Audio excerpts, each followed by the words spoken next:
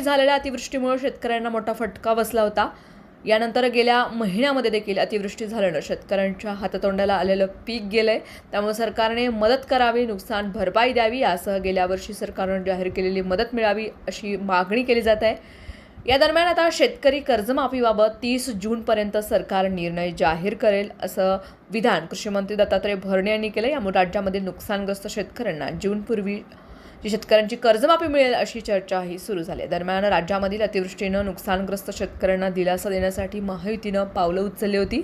कर्जमाफीसाठी शेतकऱ्यांच्या थकबाकीची माहिती सरकारकडून बँकेकडून मागवण्यात आली आहे। सरकारकडून जून 2025 पर्यंतच्या थकबाकीची माहिती बँकांकडून घेतली जात असून तब्बल 74,000 शेतकऱ्यांची माहिती राज्य सरकारच्या पोर्टलवरती अपडेट आहे। इतर शेतकऱ्यांची माहिती देखील जमा केली जात असून बँकांकडून माहिती घेण्यात येते।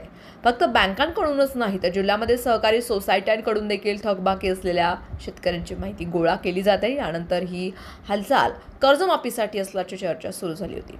दरम्यान आता विधान परिषदेमध्ये कलम 260 अंतर्गत झालेल्या चर्चेला उत्तर देताना कृषी मंत्री भरणे यांनी कर्जमाफीवरती स्पष्टीकरण दिले। त्यांनी स्पष्ट केले की मुख्यमंत्री देवेंद्र फडणवीस, उपमुख्यमंत्री एकनाथ शिंदे, उपमुख्यमंत्री सुनेत्रा पवार यांच्या सहमतीने 30 जूनपूर्वीच कर्जमाफीचा अंतिम निर्णय जाहीर केला जाईल। राज्यामध्ये थकबाकी असलेल्या शेतकऱ्यांची माहिती गोळा केली जात असून प्रवीण परदेशी यांच्या अध्यक्षतेखालील समिती स्थापन करण्यात आली आहे। ही समिती एप्रिलच्या पहिल्या आठवड्यात आपला अहवाल सादर करण्याची शक्यता आहे।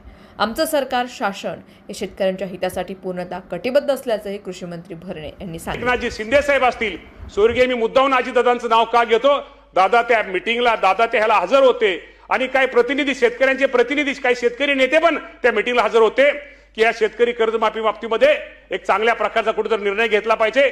यासाठी मुख्यमंत्री आणि दोन्ही उपमुख्यमंत्र्यांनी त्यावेळेस आपल्याला माहिती आहे की प्रवीण परदेशी साहेबांच्या अध्यक्षतेखाली एक कमिटी स्थापन केली आणि त्या कमिटीला सांगितलंय, गाईडलाईन दिली, कमिटीला सांगितलंय की साधारणतः आपण एप्रिल महिन्याच्या पहिल्या आठवड्यापर्यंत आम्हाला या कर्जमाफीच्या बाबतीमध्ये शेतकऱ्यांना कर्जमाफी ही कशी दिली पाहिजे, त्यामध्ये निकष काय असलं पाहिजे की जेणेकरून माझ्या महाराष्ट्रातील शेतकऱ्यांना त्याचा कसा फायदा जास्त होईल, हे निकष साधारणतः एप्रिल महिन्याच्या पहिल्या आठवड्यामध्ये त्यांना आम्ही ही दिलेलं आहे। त्यामुळे एप्रिल महिन्याच्या पहिल्या आठवड्यात त्यांचा अहवाल आल्यानंतर त्या बाबतीमध्ये चर्चा होऊन साधारणतः आपल्याला माहिती आहे की सोसायटीचं कुठलंही शेतकऱ्यांचं सोसायटीचं वर्ष 30 जून असतं।